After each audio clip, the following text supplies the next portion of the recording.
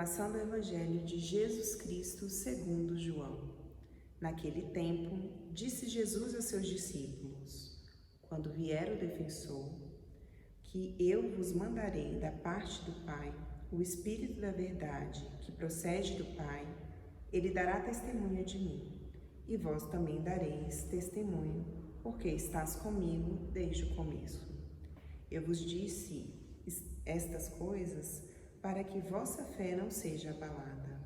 Expulsar-vos-ão das sinagogas, e virá a hora em que aquele que vos matar julgará estar prestando culto a Deus. Agirão assim porque não conhecem o Pai, nem a mim. Eu vos digo isto para que vós lembreis de que eu os disse, quando chegar a hora.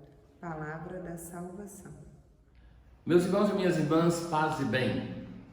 Estamos começando, depois do primeiro dia da semana, uma nova semana. Se aproxima sempre mais a conclusão do tempo pascal com a solenidade de Pentecostes.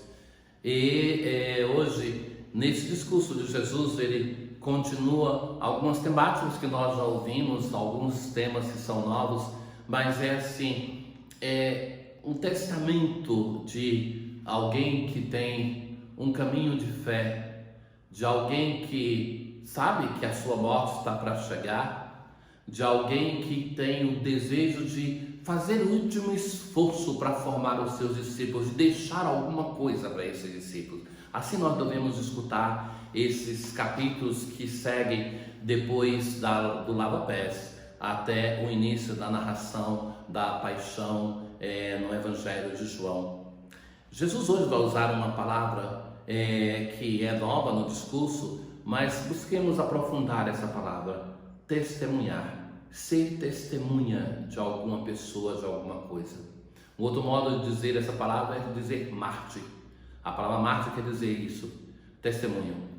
Jesus hoje vai falar desse testemunho que nós somos chamados a dar da nossa fé, de não ter medo de testemunhar o Senhor Jesus. Como ele não teve medo de dar a vida por nós, como ele nos amou até o fim, e de nós somos a cada dia provocados, chamados, convocados para dar testemunho da nossa fé em um mundo que a palavra fé, a palavra amor, essas palavras são tão usadas no mundo de hoje, mas são palavras que tendem, pelo tanto uso, a perder a sua força, a se esvaziar. Nós somos de novo chamados a resgatar o valor da nossa fé, a de novo dar senso daquilo que cremos, a dar as razões da nossa fé para o mundo de hoje. Não nos esqueçamos disso. Jesus hoje vai dizer assim: o Espírito da verdade que procede do Pai, ele dará testemunho de mim. Nós estamos nesse percurso que, sobretudo nessa semana, o Evangelho nos insiste sobre o Espírito, chamado de Paráclito. Na tradução, tantas vezes esse Paráclito se torna defensor, mas chamado de Espírito da verdade. O Espírito da verdade, o que dizer Espírito da verdade, dizer Espírito de Jesus, ele é caminho, verdade e vida, ele dará testemunho de mim. Qual é o testemunho que dá o Espírito de Deus? Sem o Espírito de Deus, nós não teríamos as Escrituras. O primeiro autor da palavra de Deus é o Espírito. É ele que age no autor sacro, no agiógrafo, para que possa escrever. Sabe que tem uma coisa interessante? Que para nós cristãos, para o povo de Israel também, o Espírito de Deus age respeitando a natureza do autor. Para o Islã, o livro sacro deles, o Corão, eles consideram que Deus ditou todo o livro sem respeitar nada da qualidade humana do autor, de Maomé. Então, nós cristãos afirmamos diferentemente. Deus não anula a nossa natureza, mas ele usa a nossa natureza com a sua grandeza e os seus limites para escrever a palavra de Deus. Mas sem o Espírito Santo de Deus, nós não teríamos possibilidade de compreender a palavra de Deus. É porque o Espírito Santo que agiu no autor age em nós, que nós podemos compreender essa palavra. Sabe, queridos, eu lhes posso testemunhar uma coisa que me fez tanto bem no meu caminho de conversão, de fé, de vocação religiosa, de ministério sacerdotal, foi a leitura da palavra de Deus. Então, é essa palavra de Deus que me ajudou e me ajuda a me formar. É a frequência, a assiduidade da palavra de Deus que nos ajuda. Então, uma herança que gostaria tanto que esse caminho de reflexão sobre a palavra de Deus deixasse para cada um de vocês é isso: aproximar-se dessa palavra, sem a desculpa de que é complicada, porque nós lemos tanta coisa que é complicada no início, e só depois que nós começamos a ler e reler é que se torna acessível. A mesma coisa é a palavra de Deus. Não é possível que Deus tenha nos deixado uma revelação, um tesouro inestimável, e que nós continuemos a dizer que é difícil e que com isso nós encontremos uma desculpa para não ler. Tem uma história que conta daquele filho, um grande herdeiro, que morre o seu pai, o rei, e esse príncipe desesperado se sentou em um caixote e reclamava que o pai não tinha deixado nenhuma herança para ele administrar o reino.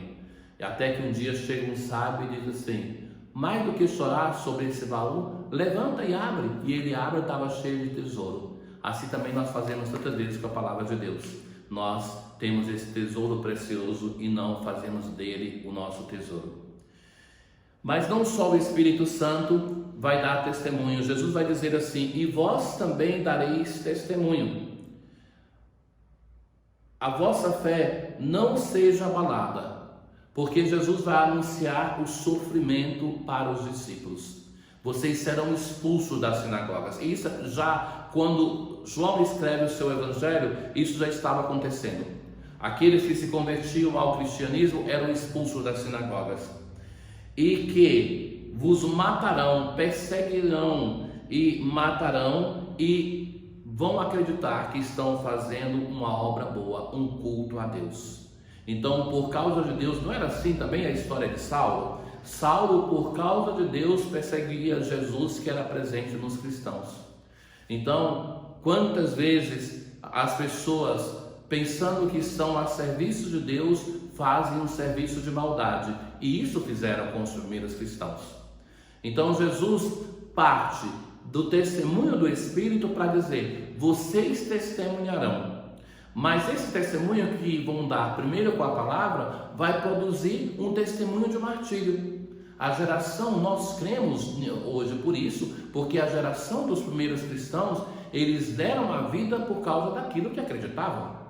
Então, esse dar a própria vida por causa de um Deus que é amado, dar a vida por causa daquilo que se crê. É esta herança que nós recebemos, e nós não podemos viver hoje uma fé que seja somente uma fé de sentimento. O perigo nosso é esse. Então, eu tive o privilégio de viver na Itália, e eu vivia ali e dizia para eles: o perigo de vocês é de viver uma fé somente de racionalidade, de conhecer a doutrina. E o nosso perigo como brasileiros é aquele de viver uma fé de sentimento. A fé é mais do que sentimento, é mais do que racionalidade. A fé é também disposição de dar a minha vida para que eu possa passar à geração futura a fé que recebi. E eu vos digo isso para que vos lembreis de que eu o disse quando chegar a hora, o momento de sofrimento, o momento de martírio, o momento que todos nós devemos passar também, aquele momento que devemos viver a fé por convicção, não porque é uma coisa que traz prazer. Isso faz parte da dimensão de fé, mas não é tudo. Que o testemunho do passado possa nos alimentar na nossa vivência de fé hoje, para nós deixarmos a fé para futuras gerações. O Senhor esteja convosco, Ele está no meio de nós. Abençoe-vos o Deus Todo-Poderoso, o Pai, o Filho e o Espírito Santo. Paz.